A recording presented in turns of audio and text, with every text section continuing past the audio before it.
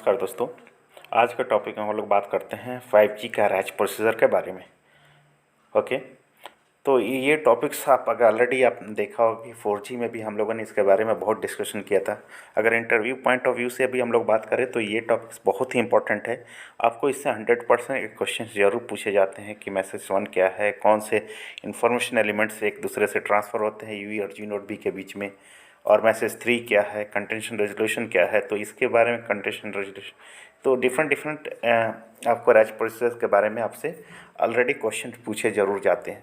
तो ये टॉपिक्स हम लोग एक बात करते हैं। अगर आप जब आप प्रोटोकॉल टेस्टिंग करते हैं जैसे यूवी और जीनो डीबी के बीच में रैच प्रोसीजर का, तो उसमें यही आपको देखना होता है कि कौन कौन से इन्फॉर्मेशन एलिमेंट्स हमको मिल रहे हैं। अगर वो इन्फॉर्मेशन एलिमेंट्स आपको, जैसे मान लिया मैसेज 2 की बात करें तो उसमें टी ए वैल्यूज़ और यू ए ग्रांट और सभी, और उसमें अगर R A R N T I preambles values वो सभी चेक करते हैं। जैसे मैसेज 1 में बात करें तो ये सभी इन्फॉर्मेशन एलिमेंट्स एक दूसरे से ट्रांसफ़र हो रहे हैं नहीं हो रहे हैं जी नोट बी और यू के बीच में। तो आप अगर ये सभी जी नोट बी टेस्टिंग कर रहे हैं तो ये सभी आपको मैसेज उसमें वायरशार्क में आपको देखना होता है। जैसे ही लॉग कलेक्ट करते हैं, लॉग कलेक्ट करने के बाद में हम लोग उसको देखते हैं ये सभी मैसेज आपको मिल रहे हैं या नहीं मिल रहे हैं। तो इसी के लिए इसी से रिलेटेड आपसे क्वेश्चन जो पूछे जाते हैं। तो चलिए हम लोग बात करते हैं 5G रैच प्रोसीजर के बारे में। तो हम लोग ऑलरेडी 4G में भी जानते हैं रैच प्रोसेस कुछ वो एक इनिशियल एक्सेस प्रोसीजर है। इसमें क्या होता है कि UE wants to connect to the 5G network. 5G network को कनेक्ट करने के लिए ये रैंडम एक्सेस प्रोसीजर होता है। ये बोल सकते हैं ये आपको ये फर्स्ट मैसेज है यूवी और जी नोट बी के बीच में, जब आपका मोबाइल जो है पावर ऑन होता है और get synchronize with the best listening cell, और आपको बेस्ट लिसनिंग जो भी आपका बेस्ट सिग्नल मिल रहा है जिस सेल का, उससे वो लैच होने के लिए उसको क्या बोलते हैं, ये हमको रैंडम एक्सेस प्रोसीजर बोलते हैं। इसमें अगर बात करें कि वाई रैच प्रोसीजर क्यों होता है, LTE और 5G दोनों की बात करें तो उस दोनों में क्या आता है, अपलिंक एंड डाउनलिंक सिंक्रोनाइजेशन होने के लिए रैच प्रोसीजर का काम होता है। तो कुछ यही क्वेश्चन पूछा जाता है अपना रैच प्रोसीजर क्यों जरूरी है। तो use for the UE synchronisation between the UE और नेटवर्क के बीच में, अपलिंक सिंक्रोनाइजेशन के लिए, UL resources for sending message 3 और data stored in the buffer उसके लिए, UE initial access for RRC idle, इसको इनिशियल एक्सेस प्रोसीजर भी बोलते हैं, जो हम रैंडम एक्सेस प्रोसीजर बोलते हैं उसको इनिशियल एक्सेस प्रोसीजर भी बोलते हैं यहाँ पे। तो यहाँ पे देख सकते हैं ये थर्ड क्यों है RACH procedure, because UE initial access for the RRC idle के लिए। रैंडम इनिशियल ऐसे जैसे रैच प्रोसेस है जो always initiated by the UE MAC layer में इनिशिएट करने के लिए रैच प्रोसीजर का यूज़ किया जाता है। आरआरसी कनेक्शन री एस्टेब्लिशमेंट के लिए यूज़ किया जाता है, ड्यूरिंग हैंड ओवर टाइम के लिए, during RRC connection for downlink and uplink उसके लिए, सिंक्रोनाइजेशन के लिए, to establish the time alignment secondary cell addition के लिए, request for other system information के लिए रैच प्रोसीजर का यूज़ होता है। तो इसमें यही क्वेश्चन पूछे जाते हैं रैच प्रोसीजर क्यों जरूरी है। तो ये आपके लिए आपकी ये आंसर आपको बताना होगा।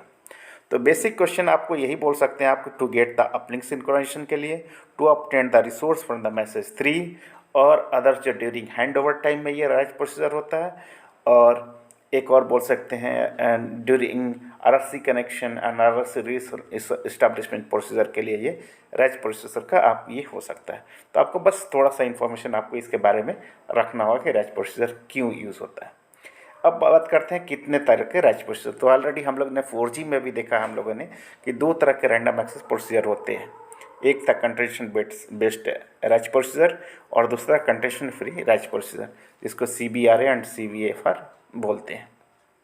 ओके, तो आज के टॉपिक में हम लोग जो बात करेंगे आज के टॉपिक जो हम लोग बात करेंगे वो कंटेंशन बेस्ड रैच प्रोसीजर के बात करते हैं। ओके, तो दोनों के बारे में थोड़ा सा डिस्कशन कर लेते हैं कि कब होता है। तो कंटेंशन बेस्ड रैच प्रोसीजर होता है is applied on UV is not yet synchronized or lost its synchronization. Connection free is applied when UV has previously synchronized with the another G node B. अब ये क्या होता है, आपको ये clear हो गया होगा कि कंटेंशन बेस्ड कब अप्लाई होता है, जब यूवी अभी तक कोई सिंक्रोनाइजेशन नहीं हुआ है या इसका सिंक्रोनाइजेशन लॉस्ट हो गया है, उस कंडीशन में ये क्या होता है, कंटेंशन बेस्ड रैच प्रोसीजर वो होता है। और कंटेंशन फ्री रैच प्रोसीजर की बात करें तो वो होता है कि ऑलरेडी आपका ये यूवी है सिंक्रोनाइज्ड हुआ है पहले to the another G node B, किसी अनदर जी नोड बी से ऑलरेडी वो सिंक्रोनाइज हुआ था। उस कंडीशन में हम कंटेंशन फ्री रैच प्रोसीजर का यूज़ करते हैं। ओके,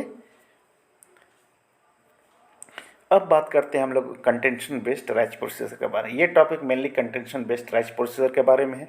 इसमें बेस्ड रैच प्रोसीजर की बात करें हम लोग तो इसमें क्या था कि ये UV select preamble randomly, random क्या करता है, एक यूवी प्रियम्बल्स को सेलेक्ट करता है। ये इसको हम मैसेज वन वे ये सभी प्रोसीजर होता है। ओके, और इसमें क्या चांस होता है, इसमें चांस ये होता है कि एट द सेम टाइम आपका जब एक फर्स्ट यूवी जो था वो प्रियम्बल सेलेक्ट किया, उसी टाइम क्या करता है दूसरा मोबाइल भी सेम प्रियम्बल्स सेलेक्ट करता है, तीसरा मोबाइल भी उसी टाइम पे सेम प्रियम्बल सेलेक्ट करता है, तीसरा चौथा मोबाइल भी सेम, ये प्रोसेस होते रहता है। तो इसमें क्या होगा कि चांस ऑफ कन्फ्लिक्ट ज़्यादा हो जाता है। ओके, तो इस कंडीशन में एक एडिशनल स्टेप्स करते हैं उसको रिजॉल्व करके, इस कन्फ्लिक्ट को रिजॉल्व करने के लिए ये कंटेंशन बेस्ड रैच प्रोसीजर में होता है। GNOD भी use a contention resolution mechanism for to handle this type of access request. मैं बोला ये हैंडल करने के लिए एक different type of resolution mechanism use करता है GNOD भी। In this procedure, the result is random and not all random access succeed. CBR is also known as four-step Rach procedure. इसमें क्या होगा, जो रैंडम सिलेक्शन हुआ इसमें ज़रूरी नहीं कि सभी ईवी जो है नेटवर्क से कनेक्ट हो जाए। ओके, तो इसको हम लोग CBRA प्रोसीजर बोलते हैं। अब हम लोग इसको वन बाई वन देख लेते हैं कि मैसेज वन में क्या हो जाता है। जैसे ईवी क्या करता है, मैसेज वन ईवी और GNOD बी के बाद बीच में जो रैंडम एक्सेस प्रियम्बल्स बोलते हैं, मैसेज वन बोलते हैं, उसमें कौन कौन से मैसेज फ्लो होते हैं।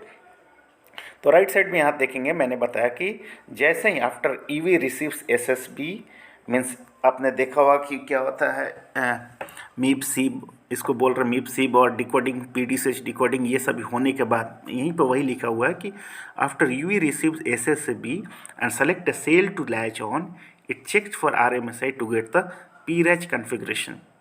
Okay, the UV will select a preamble and send random access preamble and transmission over PRACH physical random access channel. This is also called as message one.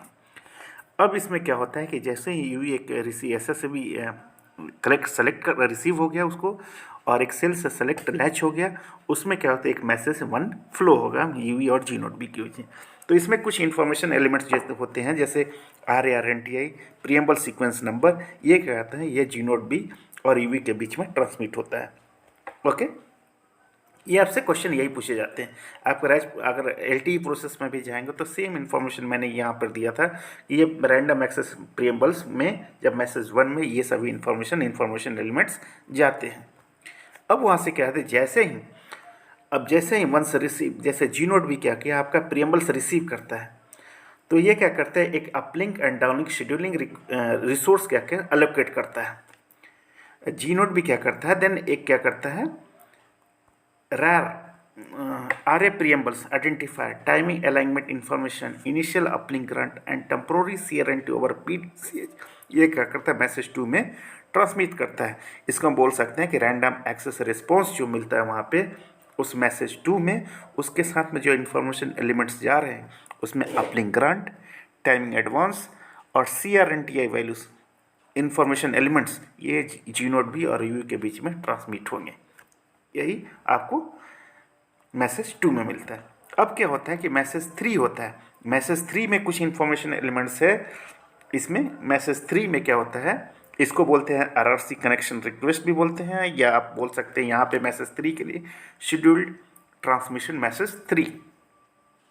Okay, इसमें जो बोल रहे हैं मैसेज थ्री में, इसमें क्या कि यूवी सेंड, अब क्या होता है, जो भी information CRNT value, timing advance और अपलिंक करंट जो मिला GNOD बी से ईवी को, वो क्या करता है, यहाँ से मैसेज थ्री के फॉर्म में सेंड एक uplink scheduling information over the PUSH भेजता है। ओके, इस चैनल PUSH चैनल के through UE send uplink scheduling information GNOD B को भेजता है। The signalling message and information send by UE varies across different RA scenario and some of the example are listed। अब इसमें क्या करता है कि द सिग्नलिंग मैसेज जो भी information elements set by UV, इसमें कुछ इंफॉर्मेशन एलिमेंट्स जो है, जो initial RRC connection setup, RRC connection reestablishment, hand over related information message three में यूवी क्या करता है, ये सभी इंफॉर्मेशन एलिमेंट GNOD बी को भेजता है। अब क्या करता है, जैसे ही ये हो गया, ये सभी इंफॉर्मेशन मिलता है, फिर ये क्या कर कंडीशनल रेजोल्यूशन मैसेज जो है मैसेज 4 में आपको जाता है। इसमें क्या कि if both the U will send the same preamble, gNode will resolve the conflict in the steps. मैंने ऑलरेडी, अगर मैसेज 1 में आपने सुना होगा तो मैंने ये बोला था कि एट द सेम टाइम जीनोड भी क्या करता है, सॉरी ईवी क्या करता है, प्रीएम्बल्स डिफरेंट ईवीज जो है different preambles at the same time same preambles को सेलेक्ट करते हैं। इस कंडीशन में अगर मैसेज 4 में बात करें तो यहाँ पे वो रिजोल्यूशन जो कन्फ्लिक्ट होता था स्टेप्स में, कुछ स्टेप्स में वो क्या करते हैं, इसको रिजॉल्व हो जाते हैं, उसको रिजोल्यूशन किया जाता है स्टेप्स 4 में। Okay, after the message 3 is sent by UE, it will monitor PDCCH till the timer expires and will stop the timer if it's receives the below message। ये क्या, जैसे ही मैसेज 3 आपको UE को मिलता है तब यह क्या करता है, ये मॉनिटर करता है PDCCH के जब तक टाइमर 4 मिलीसेकंड का ये ख़त्म नहीं हो जाता है। और ये क्या करता है, if it is receive below message, ये below message you will get CRNT over the PDCH, you will get TCRNT and MAC-PDU is successfully decoded. If the conditional resolution time expire, then it means RAG procedure have failed. You will need to perform the RAG procedure again. अगर ये resolution timer 4 millisecond का है, अगर इसमें इस timer expire हो जाता है, कंडीशन ये 4 मिलीसेकंड का जो टाइमर है एक्सपायर हो जाता है, तो इसमें क्या रैज प्रोसीजर फेल हो जाता है।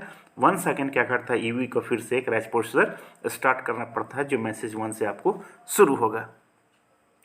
तो ये था आपका कंटेंशन बेस्ड रैज प्रोसीजर के बारे में। तो अब बात करते हैं थोड़ा सा भी कंटेंशन बेस्ड में क्या है, ये ऑलवेज आप ये ध्यान में रखो कि ये समझ लो कि आप ये आइडल मोड में होता है। इसमें क्या होता है, when the EV does not have the uplink resources, अभी तक इसमें अपलिंक रिसोर्स नहीं होता है और ये इनिशियल एक्सेस के लिए यूज होता है। दूसरा कंटेंशन फ्री की बात करें तो ये always contention free occurs in the connected mode में होता है, हैंडओवर प्रोसेस के लिए होता है, एंड रेडियो लिंक फेलियर के लिए होता है ये। तो उसके बारे में हम लोग दूसरे टॉपिक्स में नेक्स्ट रैज प्रोसीजर के बारे में बात करें, condition free based razz procedure के बारे में, तो उसके बारे में हम लोग मोर डिस्कशन करेंगे कि उसको किस तरह से हम लोग मैसेज 1 और मैसेज 2 या अदर जो मैसेज फ्लो होते हैं उसके बारे में हम लोग इन्फॉर्मेशन बात करेंगे। अब आते हैं क्वेश्चन के बारे में। इसमें क्वेश्चन क्या पूछे जाते हैं, क्वेश्चन पूछे जाते हैं कि रैज प्रोसीजर क्यों ज़रूरत है। दूसरा पूछा जाता है कितने तरह के रैज प्रोसीजर होते हैं, LTE रैज प्रोसीजर और 5G रैज प्रोसीजर में क्या डिफरेंस है। उसके साथ ये भी पूछा जाता है कौन कौन से इन्फॉर्मेशन एलिमेंट्स ईवी और जीनोड बी के बीच में ट्रांसमिट होते हैं। वो ऑलरेडी मैंने आपको बताया कि ये जो पिछला क्वेश्चन आपको जो बताया वही इंपॉर्टेंट क्वेश्चन होते हैं। अगर 4G procedure, random access procedure और 5G के बारे में क्वेश्चन जो पूछा जाता है यही मेन इंपॉर्टेंट क्वेश्चन होते हैं। ओके, तो आपको मैसेज 1 क्या होता है, मैसेज 1 में कौन सा एलिमेंट्स होते हैं, मैसेज 4 में क्या होता है, कंटेंशन रेजोल्यूशन कब होता है, किस स्टेज में होता है, ये सभी उसका क्राइटेरिया क्या है, तो इसके बारे में सभी हम लोगों ने ऑलरेडी डिस्कस किया। यही आपसे क्वेश्चन पूछे जाते हैं। ओके, नेक्स्ट टॉपिक को हम लोग बात करेंगे किसी दूसरे टॉपिक से related which is might be contention free razz process के बारे में हम लोग बात कर लेंगे नेक्स्ट टॉपिक में, पार्ट 45 में। आज के लिए तो इतना ही। अगर ये वीडियो अच्छा लगता है तो प्लीज़ लाइक कीजिए, सब्सक्राइब कीजिए। मैं आपको बहुत सारी अच्छी वीडियो देते रहूँगा। Thank you so much.